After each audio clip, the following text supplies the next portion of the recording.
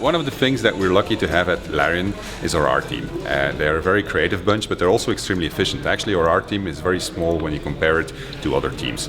So I'm sitting here with Joachim, and Joachim is a veteran in the Larian business. How long have you been here? 8 years. 8 long years. He's the go-to guy whenever you have a piece of artwork or a piece of environment where you think like, oh, I like it, it's cool. And you give it to Joachim and he says, yeah, it's cool. And then a couple of days later you get it back and it looks like 10 times cooler. And I've seen him do that many, many times. So we'll have a little chat with Joachim about the art style in Original Sin and some of the other things that he's done. So maybe can we start, you've worked on Divinity too, right? I did, yeah. And what was like the proudest moment of the piece of art that you liked the most in Divinity? Well, you asked me to create a big city, like the city of Ellerop. Yeah. And I started up doing that. It took me quite some time to build it, and it looked pretty cool. And it was based on a place in France called Mont Saint-Michel. So you had a road going up to a big citadel. But in the end, because of lack of time, we had to cut it from the main game, which was too bad. Yeah, I'm sorry about that. I still feel a little bit bad because I know how much effort you put in there. But that's the way. We put it in the main menu. We did. So maybe we can start by how did the art style of Original Sin came to be? Well, in the beginning, someone had the idea to split up the team in 2 teams and then try to individually let them come up with a style to figure out what we could do with it. So we split the team into 3 people for one team and 3 people for the other team. Yeah.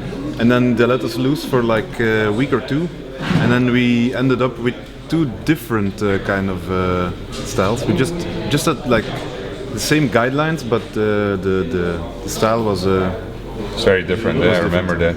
And so what happened then? After that, we decided to merge the 2 styles together to come up with the final look for Original Sin. And so if you look back at what was created then in terms of art vision, do you think that still matches with what we have today? It has evolved from that point, because now we start using normal maps and all kinds of lighting stuff we didn't use back then. But in general, it's more or less the style that we went for, like slightly cartoony, but still enough color, but still some realism somehow. Yeah. You're actually also working on Dragon Commander. You're finishing up on Dragon Commander, I think. What exactly have you been doing on DC?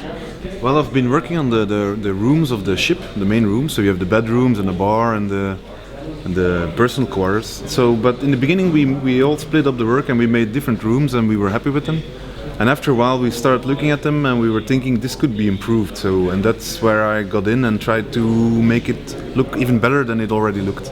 So the thing we do here at Larian a lot is doing iteration of the same object. So you could start with something and then the art director comes in and says, yeah, start over. And we keep on pushing the art until we are really satisfied, or until the time is up. One of the 2, of course. So you've actually been doing it with Original Sin also. I remember that you were looking over the shoulders of a designer who was putting together a level, and I remembered a couple of and then you took that level in your hand, and we actually made a movie from that also. And so is this something you will be doing more with Original Sin? Well, I guess the thing we want to do is to improve the world as much as we can, art-wise, because for now the designers are working hard to make it all work together, but we are still have to go over it and make it look the best we can, like we did for the beach. Yeah, the beach was a good example of that. I mean, there's still quite a lot of square meters to cover in Original Sin like that. So actually, you've used the editor quite a lot, haven't you? Well, I have. We've been using the editor a lot to improve the stuff that designers did. So usually you have designers coming up with the crazy things, and then we try to make it all look good. And you have all kinds of little pieces of furniture that you're making here, and you make these as you see an environment where you say something is missing. That's right? Yeah. So let's say that we need a wizard tower, and then we go look at all the stuff we already made, and if we miss stuff, we make new stuff. But usually you can make new stuff. I can't.